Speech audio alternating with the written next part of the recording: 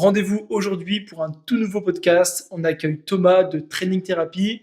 Thomas, c'est un kiné qui forme aussi des kinés. Vous allez le voir dans le podcast. Et on a parlé de blessures et plus précisément de comment éviter la blessure, des différents aspects de la blessure, des compensations lors des mouvements, de ce qu'on peut mettre en place pour les éviter, ou du moins pour qu'elles soient les plus petites possibles. Vous allez voir, la discussion est très riche. On a parlé de beaucoup de choses tout en restant dans ce sujet donc des blessures. Et donc j'espère que ça vous aidera, vous, pratiquants de musculation, qui regardez cette vidéo, à en connaître plus sur le sujet et à savoir quoi faire pour minimiser votre risque de blessure durant vos entraînements. Juste avant de démarrer, n'oubliez pas de vous abonner, d'activer la cloche de notif pour recevoir les prochaines vidéos. Likez cette vidéo et on est parti. Salut à tous, j'espère que vous allez bien. C'est Florent, bienvenue sur Scan Training pour un tout nouveau podcast. Aujourd'hui, on est en compagnie de Thomas de Training Therapy, donc kiné et aussi coach, spécialisé aussi dans la formation de kiné. Donc, comment vas-tu, Thomas? Bah écoute, déjà bonjour à tous, merci à toi de m'avoir invité, ça va très bien. Je réponds toujours aux appels lorsque c'est demandé gentiment et intelligemment, donc avec plaisir. Bah écoute, tout le plaisir est pour moi et c'est vrai que pour la petite histoire, quand on vous a contacté sur Instagram, vous avez tout de suite donné une réponse positive, et en tout cas très accessible, donc ça fait très plaisir. Donc pour remettre un petit peu de contexte, est-ce que tu pourrais te représenter pour les gens qui ne te connaîtraient pas, nous dire un petit peu ton parcours, etc. en deux, trois mots, s'il te plaît. Alors moi j'ai eu mon bac en 2012, non je déconne. Alors moi je suis kinésithérapeute du sport, kinésithérapeute aussi classique évidemment. Et je suis le créateur, dirigeant, fondateur, tout ce que tu veux, de Training Therapy avec mon associé Simon, qui est Mhm. en train de s'entraîner là-bas. Il fait rarement les podcasts, mais voilà, parfois il est là, mais c'est assez rare. Ok. Training Therapy, qu'est-ce que c'est? C'est une société en gros où on a essayé de digitaliser un petit peu la kinésithérapie, sans exagérer le terme, mais en gros de rendre accessible des réhabilitations à distance, de créer des réhabilitations à distance en fait pour des gens qui ne trouvent pas forcément chaussures à leurs pieds chez les kinés qui les entourent, ou du moins des gens qui ont envie d'aller peut-être un petit peu plus loin dans la réathlétisation, etc. Donc en gros, on a allié nos compétences de préparateur physique et de kiné pour créer ça, et on forme aussi, comme tu l'as dit, les kinésithérapeutes qui sont intéressés par le type de contenu qu'on propose à nos clients, à nos patients, on met les termes qu'on veut là-dessus, à notre mode de fonctionnement. Donc voilà, c'est une double lame aujourd'hui. On aide les sportifs et les non-sportifs aussi, mais la plupart du temps, c'est quand même des sportifs, sport de force et surtout le CrossFit, à se sortir de douleurs, tout ça à distance. Ok. Et on aide aussi les kinés à se former là-dessus. Mais voilà, avant tout ça, on avait un parcours classique de kinésithérapie en cabinet. On a bossé en cab pendant pas mal de temps. D'accord. Aujourd'hui, on ne le fait plus parce que ça nous plaît plus forcément, le système ne nous plaît plus forcément, mais ça, c'est un autre sujet. Et voilà, on a digitalisé un petit peu la kiné, quoi. Ok, donc un parcours assez riche qui sort un peu de l'ordinaire aussi, et donc bah, ça Mm. c'est ce qu'on aime aussi. Vous êtes des personnes de terrain aussi, donc ça c'est important de le souligner aussi, je pense. Euh, donc pour donner un petit peu le sujet du jour, aujourd'hui j'aimerais bien Thomas qu'on parle des blessures et de plus précisément comment éviter les blessures, même si on est d'accord, la blessure elle est plus ou moins inévitable quand on cherche à progresser, à augmenter ses charges, à augmenter ses barres notamment. J'ai vu en plus que tu t'entraînais dur aussi sur Instagram. Donc, en tout cas, tu seras parfaitement bien placé pour parler de tout ça. Dans un premier temps, c'est quoi un petit peu ton rapport entre guillemets avec la blessure? Est-ce que tu t'es déjà blessé auparavant? Est-ce que pour toi, la blessure, c'est inévitable comme on dit? Est-ce que tu peux nous en dire un petit peu plus? Alors en fait, je ne peux pas vraiment répondre à cette question. Je vais plutôt donner deux axes différents. Ok. Après, je te dirai si moi je me suis blessé. Mais en gros, il y a le sport santé et il y a le sport performance. Ouais. Le sport santé, il vise à vraiment améliorer ta santé. Donc, si tu te blesses en faisant du sport santé, il y a un problème. Tu vois, Mhm. c'est que tu respectes pas l'objectif de base qui est d'améliorer ta santé. Donc, sur le sport santé, pour moi, la blessure, elle n'a pas lieu d'être en soi parce que c'est calibré pour optimiser ta santé et pas pour te faire du mal. Ouais, Donc, tout à fait. sur le sport santé, là, je vais être assez catégorique. Non. Sur le sport performance, c'est autre chose. En fait, le sport performance, on rentre dans un contexte où psychologiquement, la personne veut améliorer ses perfs pour être meilleur que l'adversaire, pour être meilleur qu'elle-même les jours d'avant, Ouais. pour voilà, soulever plus lourd, courir plus vite, mettre plus de buts, etc. Et là, on rentre dans une dimension qui est différente où la vocation psychologique et la motivation qui est derrière ça, qui peut être une motivation financière aussi. Hein. On pourrait très bien parler des sportifs professionnels. Je ne vais même pas parler des sportifs de niveau, je parlais des sportifs professionnels qui gagnent leur vie avec ça. Je peux te prendre l'exemple d'un bodybuilder, je peux te prendre l'exemple de Kylian Mbappé, je peux te prendre l'exemple de Conor McGregor. Voilà, c'est des niveaux auxquels Ils vont remplir leur l'être frigo humain, grâce à leur performance. voilà, exactement. Et du coup, là, on va essayer de se dépasser, de dépasser les limites de notre système. Et forcément, on flirte toujours avec cette limite quand on veut progresser à partir d'un certain moment où on a atteint un espèce de palier, entre guillemets. Et on peut toujours progresser. Évidemment, il y a toujours de la progression qui est possible. Mais le fait de flirter avec la limite du système, on augmente forcément son risque de blessure. Donc ça, c'est juste logique. Et là, évidemment, dans la plupart des cas, la blessure, elle est quasi obligatoire, entre guillemets. Ça ne veut pas dire que c'est une grosse blessure, mais ça va être des pathologies de sursollicitation ou voilà, de problèmes entre la contrainte que tu mets et la capacité que tu es capable de tolérer. Et dans le sport performance, ça va être beaucoup plus fréquent que dans le sport santé, ou encore une fois, dans le sport santé, normalement, il n'y a pas cette dimension-là. Donc, si tu cherches à perfer comme un ouf et à améliorer tes perfs tout le temps, au bout d'un moment, tu vas faire face à ce problème-là. Et en fait, ceux qui performent le plus dans leur sport, c'est ceux qui se blessent le moins. Donc, au Ouais. final, c'est souvent le facteur limitant à partir d'un certain niveau. Évidemment, tu as plein d'autres choses qui rentrent en jeu, la génétique, tout ce que tu as fait pendant ton enfance, etc. Et une certaine virtuosité chez certaines personnes qui sont faites pour un sport. On ne sait pas trop pourquoi, tu vois, ils ont les bonnes connexions pour tel ou tel sport. Tant mieux pour eux. Si tu associes le travail avec un petit peu de virtuosité, du moins de facilité à pratiquer le sport, et avec une bonne gestion de cette charge d'entraînement pour éviter les blessures et éviter de perdre du temps à l'entraînement, de devoir repasser par des paliers précédents, etc. Et bah, tu fais un athlète exceptionnel et c'est souvent ceux-là qui sortent du lot. Ta première question, est-ce que moi je me suis déjà blessé? Oui, évidemment, évidemment, évidemment. Sinon, je pense que j'aurais pas cette appétence pour aider les gens qui ont les problématiques que j'ai pu avoir. Exactement. Je me suis fait plein de trucs logiques et j'ai toujours essayé de m'en sortir. Après, les cordonniers, c'est les plus mal chaussés. Donc voilà, ça c'est un petit peu toujours pareil. Mais ouais, carrément, bien sûr, évidemment. Et Je sais de c'est quoi je parle en tant que patient, on va dire. d'accord, c'est vrai ce que tu dis, on a souvent tendance à mieux conseiller quelqu'un et à chercher les meilleures solutions pour le conseiller si ça nous est déjà arrivé Bien auparavant. sûr. Donc effectivement, en tant que coach, c'est exactement pareil que toi. Et donc on est bien d'accord, comme tu l'as très bien souligné aussi, la gestion de l'intensité, du volume, de la fréquence, en rapport avec les capacités de récupération, c'est vraiment la base pour ne pas se blesser. La bonne exécution aussi, le fait de bien s'échauffer, le fait de bien manger, de bien dormir, etc. Ce que j'aimerais bien aussi qu'on parle un petit peu plus, parce que je pense que c'est vraiment votre spécialité aussi, c'est, tu me dis si je me trompe, hein, mais c'est un petit peu ce que je peux appeler les blessures compensatoires, où sur des mouvements, justement, on va avoir une bonne exécution de manière générale, mais on est toujours, on n'est pas forcément très équilibré, on est toujours asymétrique au final, hein, donc ça, c'est pas nouveau. Mais est-ce que pour toi, il y a beaucoup de blessures qui vont apparaître alors que l'athlète fait bien les choses, mais naturellement, il y a des compensations qui se mettent dans ces mouvements à mesure qu'il met lourd, et donc est-ce que c'est ça vraiment qui peut causer des blessures? Est-ce que tu retrouves beaucoup ça aussi chez tes patients? Alors moi, en fait, j'ai pas la réponse claire à cette question, mais je vais plutôt raisonner dans un système qui est un tout petit peu différent. Je vais plus le Ok. voir comme une conséquence plutôt qu'une cause. En soi, le corps, il cherche toujours à s'adapter en fonction des étages.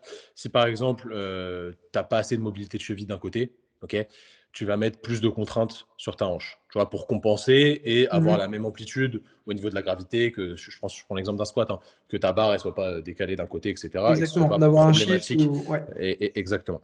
Si ta hanche, au bout d'un moment, elle assume plus ces contraintes-là, parce que tu vas dans des amplitudes qui sont trop importantes pour elle, ou que tu la contrains trop par rapport à l'autre côté, soit elle va devenir douloureuse, soit elle va devenir douloureuse, plus elle va compenser sur le rachis lombaire, donc tu vas commencer à tourner au niveau du dos, etc. Donc, en réalité, il faut plus avoir une approche holistique, se dire, bah écoute, Ouais. mon athlète à ce moment-là, il est comme ça, qu'est-ce qui peut influencer sa douleur? Qu'est-ce qui peut être à l'origine? Est-ce que c'est que sa cheville? Certainement pas. Mais ça fait partie du spectre, donc ce sera quelque chose à aller investiguer. Mais de là à dire que c'est ce problème de cheville qui a créé toute la chaîne de, Mhm. bah, La, de ouais, douleur, les hein, tu suites vois. de domino un petit peu, ouais. Voilà. c'est pas forcément vrai. Ok. Ça fait partie du spectre, mais il n'y a pas que ça, tu vois. Et de toute façon, tu l'as dit, on est asymétrique par nature. Ça dépend aussi vachement du sport que tu as pratiqué quand tu étais jeune.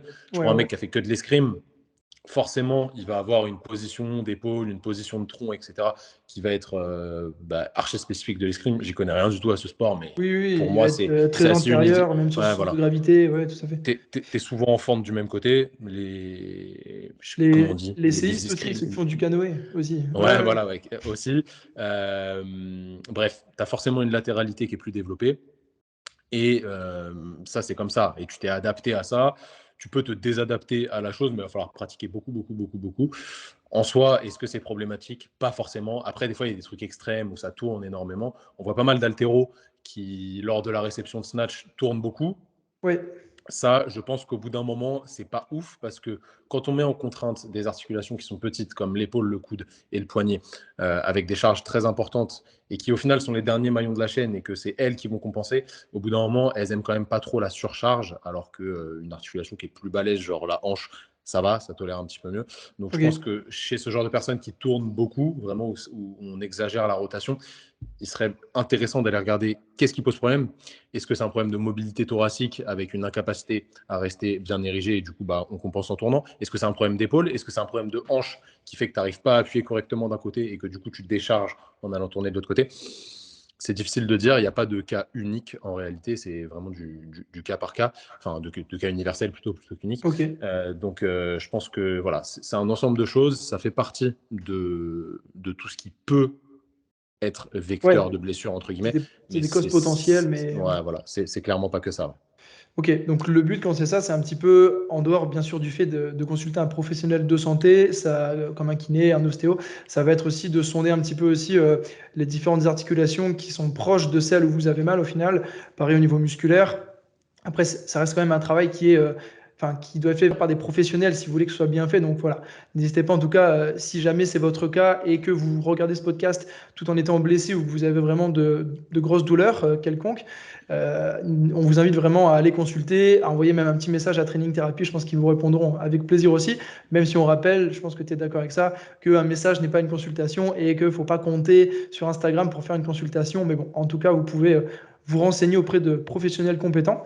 Et comment tu vois un petit peu les choses souvent, ce que j'aime bien dans les podcasts, c'est prendre un petit peu des exemples.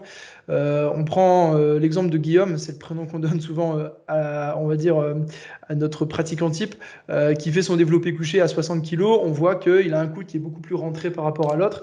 Il a un décalage peut-être dû à un manque d'activation du grand dorsal ou autre. Est-ce que tu vas tout de suite essayer de corriger son mouvement pour lui dire, attends, là, si tu continues sur du plus lourd avec cette technique, tu vas te blesser?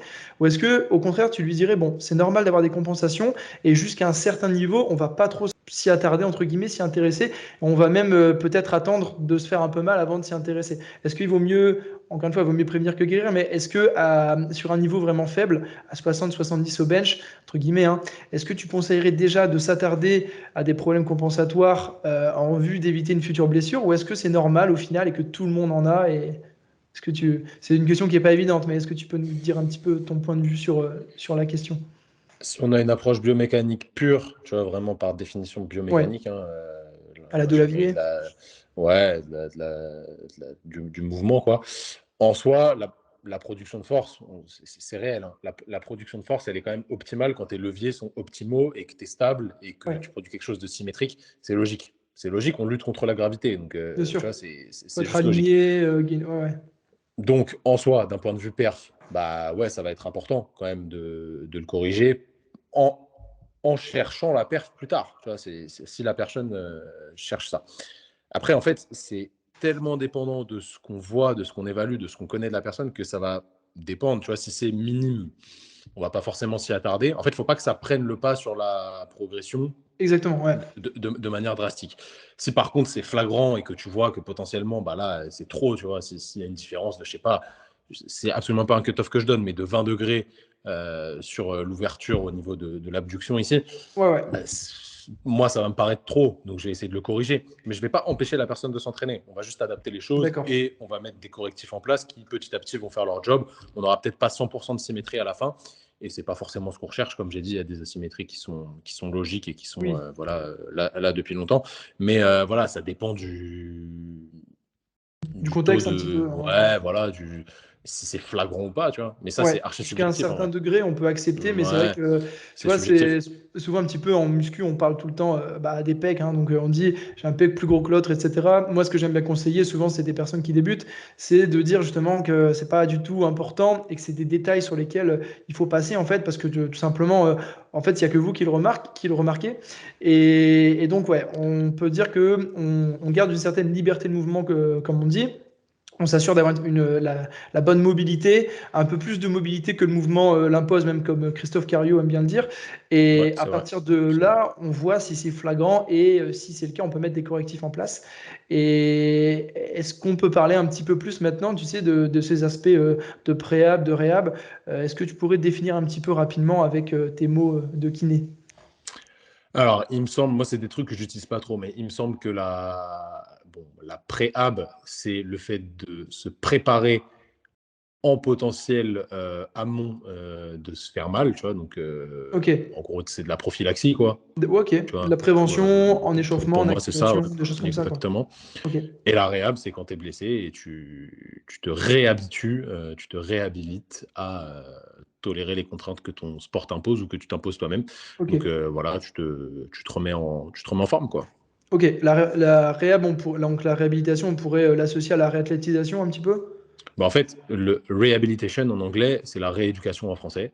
D'accord. Et la réathlétisme, c'est la rééducation du sportif, quoi, on va dire. En fait, la réathlétisation, c'est un terme qui veut un peu rien dire parce que D'accord. la réathlétisation en soi, on a l'impression que c'est une phase de fin de rééducation. Genre, tu arrives à la fin de la rééducation, ça y est, tu peux faire des trucs dans la vie de tous les jours, tu es plus gêné, tu plus mal, mais tu pas repris le sport. Bam, tu passes sur de la réathlée. C'est faux. La réathlée, Ok. c'est juste dès le départ, suite à ta blessure, tu te conditionnes à reprendre le sport. C'est ton objectif final à 100%, voire même meilleur qu'avant. Parce que si tu pas meilleur qu'avant, bah, tu Ouais. reprends le risque de te reblesser. Et c'est juste une espèce d'autre vue de la rééducation. C'est une rééducation plus sportive en réalité. Mais franchement, c'est quasi la même chose. Tu vois, c'est des termes, c'est de la sémantique, ça veut pas forcément dire D'accord. Ok. grand-chose, quoi. Oui, après, c'est très théorique et c'est vrai que le tout, c'est de Oui, comprendre, on va dire, l'idée et de pas trop se prendre la tête non plus avec bien sûr, la bien sûr. terminologie, comme tu dis. Et pour toi, est-ce qu'il y a des compensations qui sont flagrantes ou entre guillemets qui sont classiques si on prend cette fois-ci, on va dire le squat, je pense que ça parle quand même à beaucoup. J'espère que beaucoup d'auditeurs font du squat. Mais si on prend un back squat, est-ce que pour toi, il y a un ou deux, il y a une ou deux compensations qui sont vraiment classiques, typiques d'un squatteur? Est-ce que ça dépend vraiment du cas par cas ou si vraiment il y en a des classiques, est-ce que tu peux nous les dire un petit peu? Moi, je suis pas mal Clément Goudin. Je sais que tu le coaches sur notamment ses rotations, ses anti-rotations, etc. Sur sa hanche aussi, il me semble. Il communique pas mal sur tout ça. On lui fait un petit coucou s'il regarde le podcast, hein, bien sûr. Et donc, est-ce qu'au niveau de la hanche et du dos, c'est les deux principales ou est-ce qu'il y en a d'autres? Bien sûr qu'il y en a d'autres, mais est-ce que tu peux nous en dire un petit peu plus? Alors, je pense que sur le squat, le truc le plus fréquent, c'est que les gens ont un pied qui est très faible. Vraiment, D'accord. une voûte plantaire pour faire simple, hein, c'est un peu plus complexe que ça, mais qui Ok. est très, très faible, très déconditionné et du coup qui ne crée pas beaucoup de stabilité et du coup un manque de stabilité dans le sol est égal à un manque de force et Bien sûr. de création de rigidité. Donc ça, c'est un premier problème avec un pied qui s'écrase un petit peu en interne.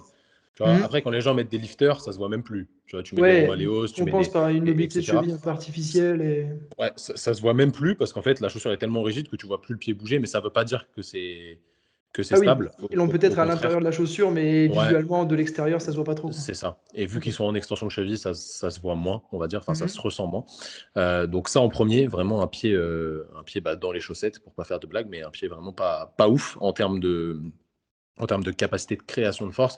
Et ensuite, articulation à laquelle on pense rarement, du moins on ne travaille pas trop dessus, enfin les athlètes ne travaillent pas assez dessus plutôt, la hanche. Une hanche qui est trop peu mobile et trop peu forte et stable sur certaines positions. Et souvent, tu sais, tu vois les genoux rentrer. Alors, je ne dis pas que c'est grave d'avoir les genoux qui rentrent. Ça dépend encore du contexte de Oui, chaque personne. Mais quand tu as une hanche qui est en mousse, bah, forcément, ça rentre vers l'intérieur. Et après, au bout d'un moment, si ça met trop de contraintes sur le compartiment interne du genou, c'est pas bon. c'est juste de la logique. Ça va favoriser encore plus le pied qui s'écrase. Après, est-ce que ça vient du pied qui s'écrase? Souvent, ça va ensemble en vrai. Tu vois, un pied pas Ouais, ouf, ouais, une tout à hanche fait. pas ouf. Donc, je te dirais pied et hanche. Après, il y a plein d'autres trucs évidemment, mais pied et hanche, ça ressort quand même assez souvent. D'accord. Souvent, on parle des moyens fessiers sur l'ouverture, mais c'est vrai que je trouve Il qu'on n'y a pas parle que pas ça, assez. ouais. Tu vois, j'en ai discuté avec Clément quand j'ai eu un podcast aussi, justement, et qui, lui, selon lui, ça venait vraiment du bracing, tu vois, de la manière de respirer aussi, qui pouvait conditionner tout Ça joue. ça. Et donc, moi, ce qui m'avait étonné un petit peu il y a quelques années, parce que j'avais entendu tellement de personnes qui parlaient justement de ce travail d'ouverture des hanches en rotation externe, c'est la rotation interne qu'on néglige beaucoup aussi, je trouve. Et c'est vrai qu'au final, pour avoir une articulation saine, en bonne santé, bah, il faut qu'elle puisse bouger, qu'elle ait une capacité de mouvement, donc de mobilité qui aille dans les deux sens et pas que dans un sens. C'est comme pour avoir un dos en bonne santé. Bien sûr, on n'est pas forcément pour le soulevé de terre de rond, comme on a fait un podcast avec Delavieux aussi sur le sujet, qui a forcément, comme on l'a dit, un point de vue très biomécanique, mais en tout cas, on va quand même vous conseiller d'avoir cette capacité d'arrondir, d'être en hyperextension, d'être en rotation, en inclinaison, et de pouvoir faire ça un petit peu sur du léger pour habituer un petit peu et se renforcer de manière progressive. Et est-ce que il y a alors on va pas donner c'est votre travail aussi, on va pas donner des exemples types de routine ou autre, mais juste pour redonner un petit peu cette info qui je trouve manque un petit peu, on va dire par moment. Souvent on pense que ce travail de préhab, on va dire, si on le fait lors de l'échauffement, il prend du temps. Il va prendre une demi-heure à faire. Est-ce que c'est vraiment le cas? Pour moi, ça dure moins longtemps que ça. Après, ça dépend de ce qu'on a. Mais je pense qu'en 8-10 minutes, on peut déjà bien s'en sortir. Est-ce que c'est un petit peu ta vision aussi ou est-ce que tu envisages un travail un peu plus long sur tout ça? Non, s'il n'y a pas de problématique, en fait, moi, je dézoome la chose et je me dis, imagine, je fais juste une série d'un exercice qui est potentiellement intéressant, tu vois, en préhab ou en réhab, si tu veux. Ok, Juste une série à intensité moyenne, tu vois, qui stimule assez le système. À chaque échauffement, ou un échauffement sur deux, tu vois, donc au final 3 fois dans la semaine, peut-être, 3 à 6 fois dans la semaine, ça va dépendre. Si je dézoome un peu le truc, je me dis, OK, ça veut dire que j'ai fait 3 séries par semaine. Sur un mois, j'ai fait 12 séries. Et sur une année, j'ai fait plus de 100 séries faciles. Tu exactement. vois, donc au final, tu as accumulé un gros volume de mouvement sur un exercice qui est intéressant pour ton système. Et c'est cool. Plutôt que de se dire, bah non, vas-y, une, ça sert à rien, je le fais pas. Bah si, au final, si tu vois les choses sur le long terme, ça sert. Après, si tu te dis, je le fais juste pendant 3 semaines, effectivement, ça sert à rien. Mais si tu vois les choses d'une manière un peu plus globale, ça sert. Et effectivement, tu n'as pas besoin de faire des trucs qui durent des plombes et des plombes. Ça On dépend en de revient à chacun, la tu vois. régularité, hein, de toute Ouais, façon. exactement. Ça dépend de chaque personne. Tu as des gens qui ont besoin de s'échauffer très longtemps, tu as des gens qui n'ont pas besoin de s'échauffer longtemps. Ça dépend, tu vois. Moi, je sais que si je pars sur du deadlift, c'est perso, hein, tu vois, ça Mhm. dépend vraiment de pas Oui, mal c'est de individuel, mais personnes. c'est intéressant. J'ai quasi pas besoin de m'échauffer parce que c'est pas un truc où je suis limité. Mon pattern de mouvement, il est correct dès le départ. Par contre, le squat, c'est plus problématique. Bien que je sois Ok. très mobile, le squat, c'est plus problématique. J'ai besoin de plus m'échauffer pour être bien dedans, pour avoir le bon pattern et tout. Ça dépend vachement des gens. Pareil, le coucher, c'est archi facile pour moi. Ça dépend. D'accord. Et pour en revenir un petit peu à ce travail du pied, qui je pense mérite encore plus d'intérêt, surtout quand on parle de pratiquants de muscu où on s'intéresse beaucoup aux muscles moteurs et aux quadriceps, aux cuisses, etc. Tu vois, il y a un peu deux catégories. Il y a ceux qui s'intéressent aux quadris, ceux qui s'intéressent aux ischios et ceux qui vont s'intéresser à tout, tu vois. Donc, mais en tout cas, donc, ça fait même trois catégories. Mais en tout cas, ce travail du pied, tu le conseillerais un petit peu comment? Essayer de crocheter un petit peu, essayer de penser à ça sur ces séries, travailler avec une balle d'automassage pour assouplir la voûte plantaire ou pas du tout? Si tu peux donner une petite indication pour les gens qui nous écoutent. Moi, C'est je vous dirais individuel, hein, je sais bien, mais plutôt d'apprendre à activer votre pied. Donc déjà, essayez chez vous, parce que ça c'est pas forcément simple. Les gens travaillent, tu vois, ils sont au taf, il y a un truc sociétal et tout, d'avoir des chaussures. Essayez Hmm. d'être le plus possible pieds nus, Ok, en vrai de vrai. Parce que le fait de dérouler le pas, etc., ça va vous aider à mieux activer votre pied. Vous allez moins suppléer par les chaussures. Je vous dis pas de vous entraîner pieds nus, c'est même pas la question. Mais je pense que d'être pieds nus régulièrement la journée, c'est quand même super important. Et de renforcer votre pied, en fait. Il y a plein d'exos. Le meilleur exercice, si je devais en choisir un, s'appelle le short foot. Vous allez sur YouTube, vous tapez short foot, vous essayez de ok. comprendre ce que vous disent les Anglais. Sinon, vous allez sur la chaîne Training Therapy, on Je l'explique très mettrai la bien. petite vidéo, je mettrai une petite Ouais. vidéo sur le podcast.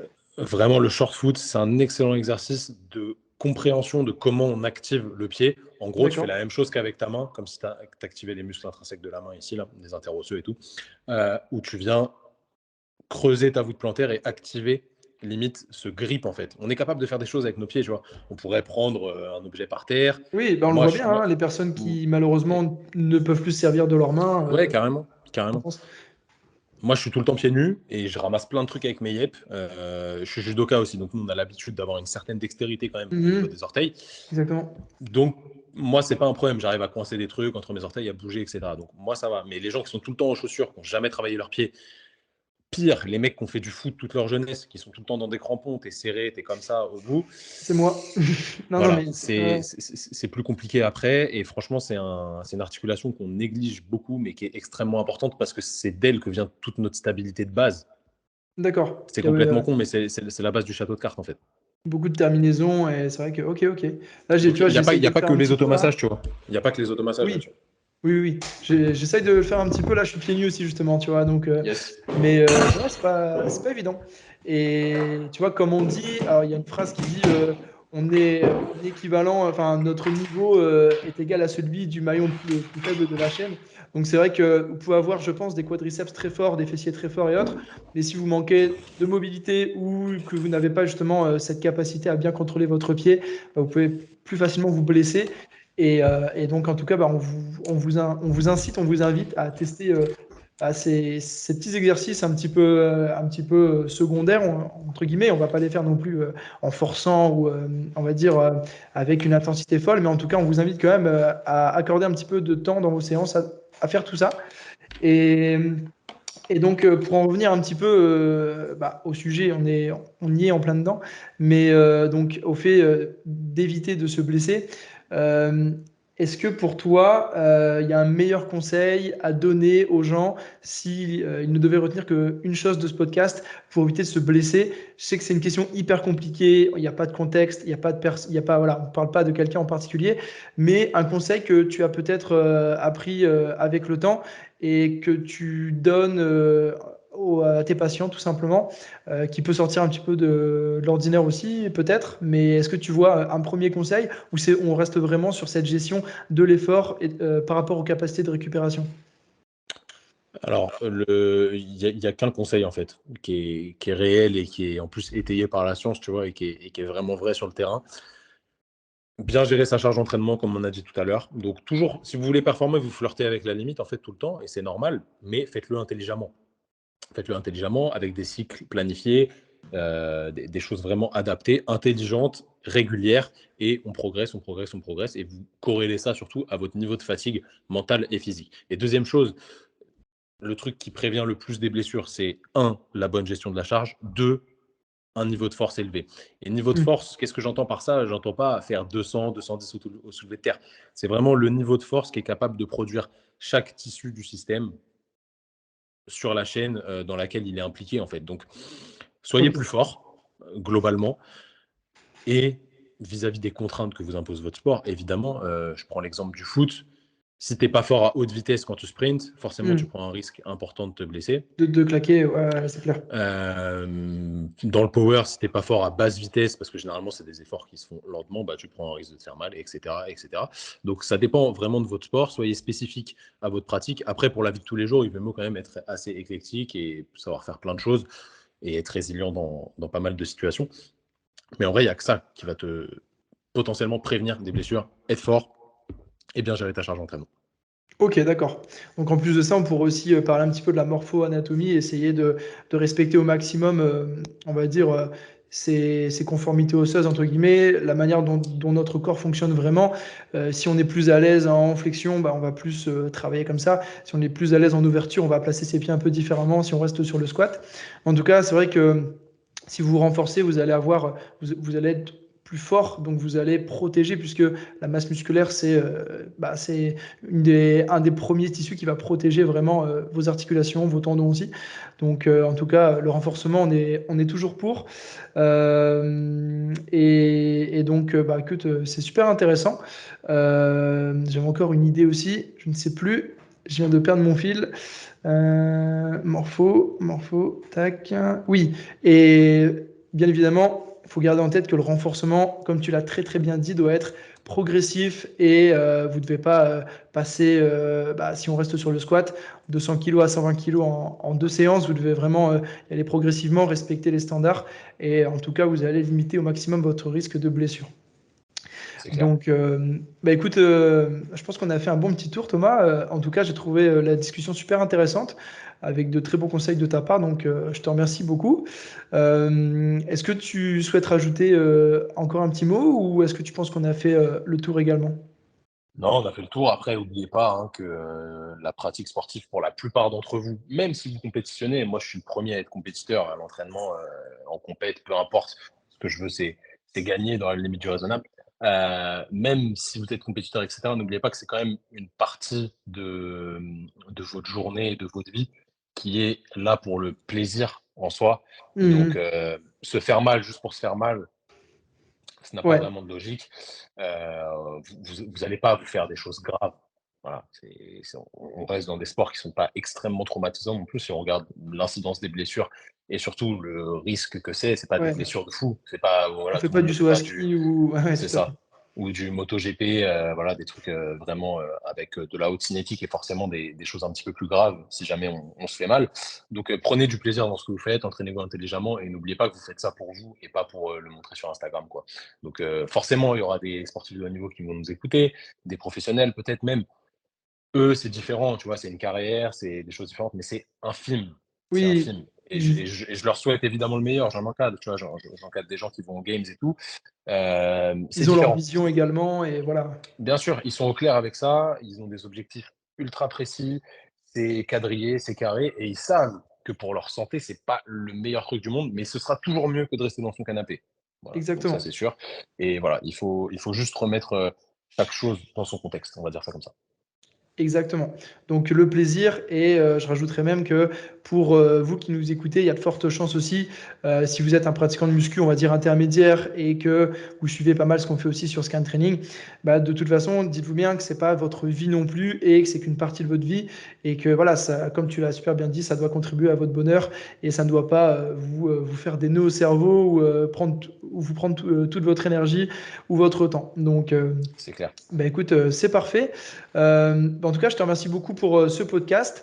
merci à toi. Je mets tous les liens en description. On peut vous retrouver avec Simon, je pense, sur Instagram et YouTube principalement, si je dis pas de bêtises. Exactement. Est-ce qu'il y a d'autres, est-ce que tu veux dire un petit mot sur ça? Vous pouvez nous retrouver partout, sur TikTok, sur YouTube, sur Insta, comme tu as dit. Le podcast, évidemment, Training Therapy Podcast. Et voilà, on est partout. Training Therapy, c'est toujours la même chose, IE à la fin en français. Super. Et puis voilà quoi. Sur Spotify aussi, je crois, les podcasts, hein. Ouais, ouais, Spotify, Apple Podcast, Deezer, partout. C'est génial, génial. Donc des personnes actives et qui contribuent à nous tirer vers le haut. Super. On essaye, on essaye. Exactement.